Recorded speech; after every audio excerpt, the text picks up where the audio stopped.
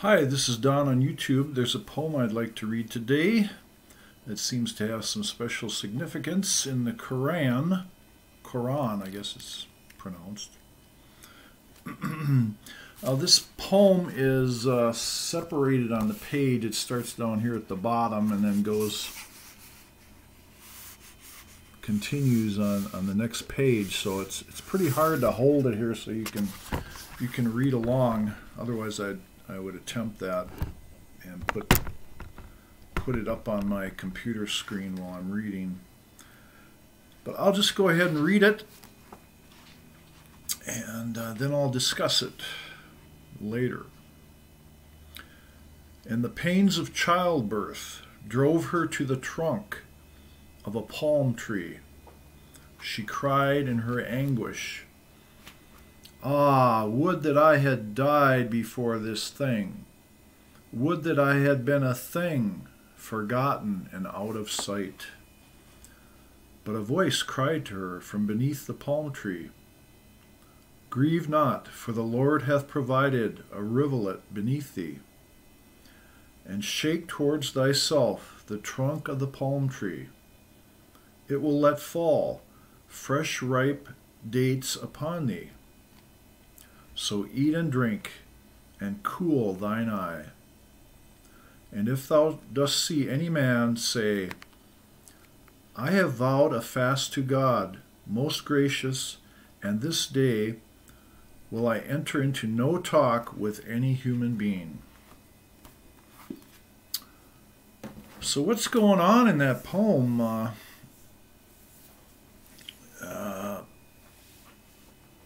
It's obviously talking about Mary, the mother of God. But in this version of the story, there's no wise men, there's no shepherds, no Joseph. I think that's the most alarming part of it is, Mary is a forsaken figure. It's quite a bit of it's quite a different story than what we get in the New Testament Gospels, in Luke and Matthew. Now, in the other two Gospels, Mark and John, there's no mention of the Nativity or Jesus' early life. And so, I've talked about this in a previous video, how John was the first gospel and then Mark came afterwards, and so if you want to find out more about that, you might want to check out that video.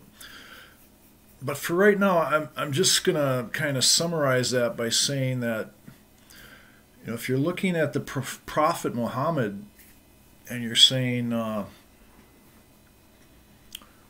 this was a later, much later writing than the Gospels, how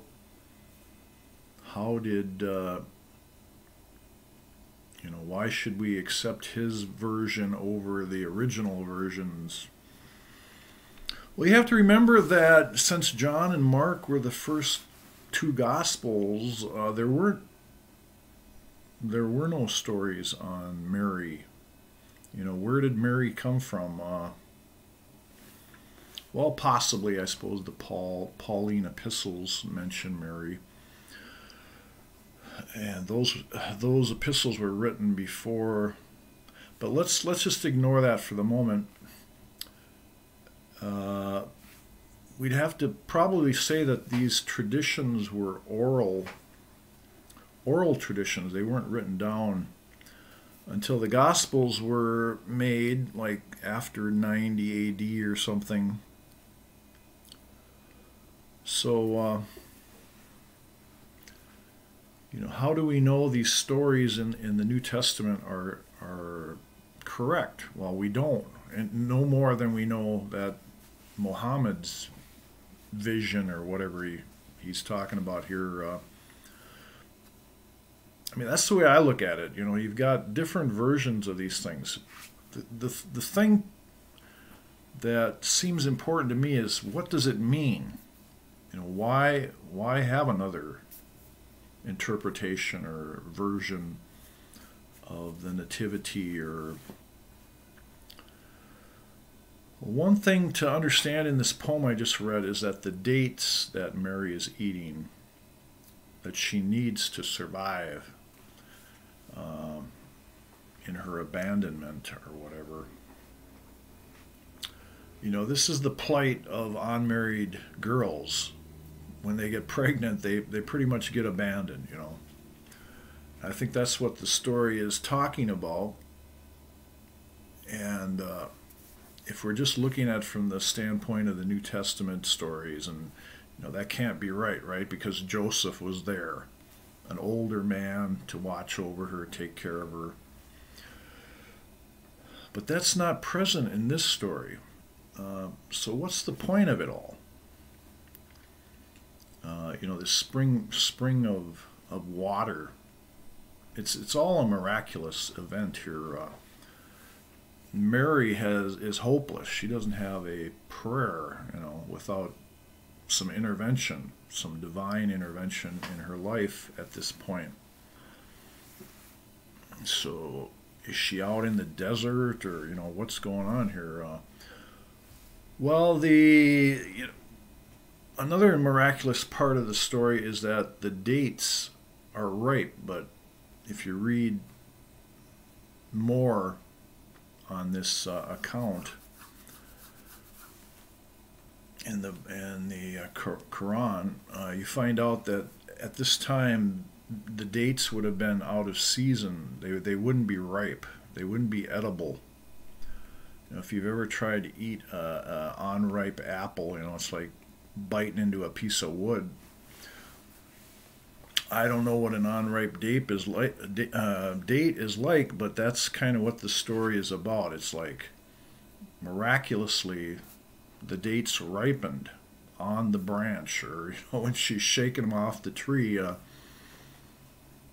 I suppose they hit the ground, and somewhere in that process they ripened. So it's all very miraculous, but we have to go further into this a little bit more. What is the significance of a palm tree and dates? Well, as it turns out, it was the Essenes, who were like Jewish Samaritan. The other two groups were the Sadducees and the Pharisees. Well, in the New Testament, we don't really get any direct information about the Essenes, and you have to ask yourself, why is that?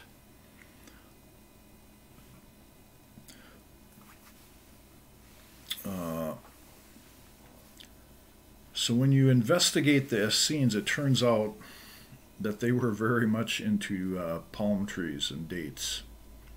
That was part of their thing. So there seems to be some evidence here. We don't get it in the New Testament, but here through the prophet Mohammed, we're getting clues as to where all these stories are coming from. It's probably the Essenes that are developing this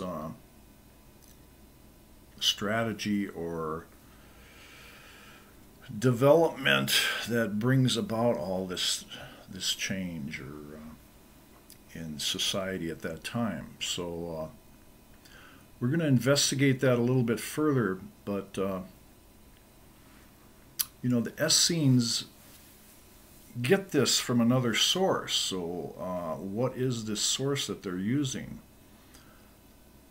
And when we unravel that, then it suddenly becomes clear what's going on here.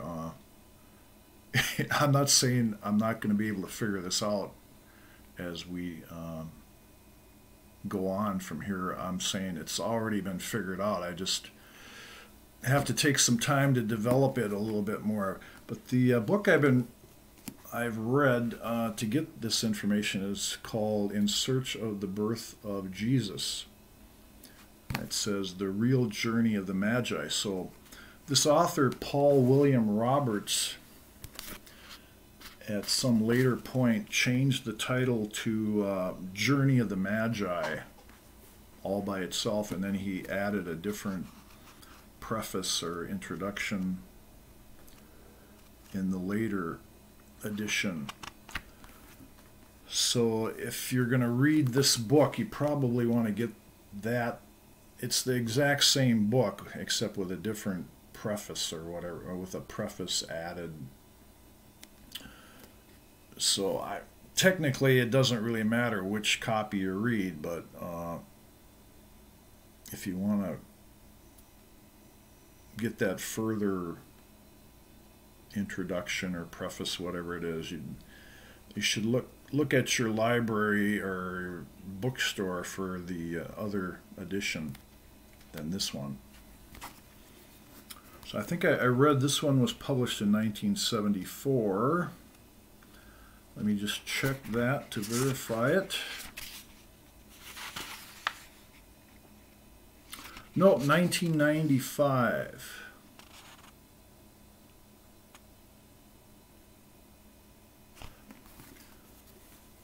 So in the next video, we'll go a little further into this and see how it all